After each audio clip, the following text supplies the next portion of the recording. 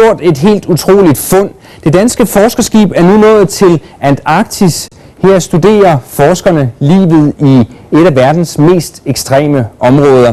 På grund af store havstrømme cirkulerer det samme vand, og det gør saltindholdet i vandet meget højt. Det betyder, at vandet kan blive væsentligt koldere uden at fryse til is. Faktisk ligger temperaturen gennemsnitligt på -1,5 grad. Og i det her vand lever de såkaldte isfisk. De har et særligt antifryseprotein i kroppen, der gør, at de kan holde sig i live. Og det er sådan en gavtyv af en isfisk, som forskerne på Galathea 3 nu har fundet. De fleste vil nok mene, at den er mere sjælden end køn. Men faktisk er den en lille sensation. Det her det er noget helt specielt, fordi det er noget af det, vi har håbet på hele tiden og har planlagt efter. Forskerne på Galathea-ekspeditionen fik fisken i nettet natten til i går. Og da mudder var skyllet væk, stod det klart, at der var tale om et enestående fund. Det er en ny art, det her. En ny art? Det vil jeg næsten påstå. Jeg kan se i modsætning til de andre, vi har fanget, så er det kun skældende dertil. Der er tale om fisk af ålebrosme-familien, og nu gælder det om at registrere den så hurtigt som muligt. Det er svært at passe på noget, man ikke engang kender. Altså, hvis dyr ikke engang har et navn, så figurerer de på ingen måde i nogle former for fredning af dem.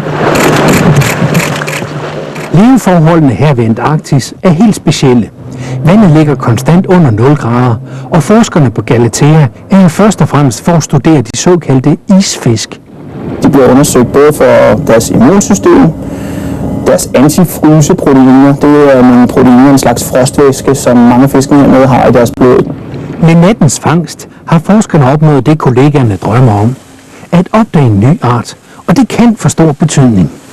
Det er så ikke kun nu, det bliver brugt. Det vil også kunne blive brugt i op til 150 år frem i tiden. Der er stadig nogen, der bruger materiale fra Galathea 1 og 2 til seriøs forskning. Optimismen har bredt sig ombord. Der kan nemlig sagtens være nye opdagelser på vej for det iskolde vand ved Antarktis. Det er også muligt, at der er forskellige andre nye fisk og dyrearter i det materiale, vi har fanget. Men normalt så er det først noget, man finder ud af hen ad vejen. Forskerne overvejer at opkalde den nye fiskeart efter vædderen, som jo altså er navnet på Galathea-ekspeditionens skib. I Afrikas største land, Sudan, har der været krig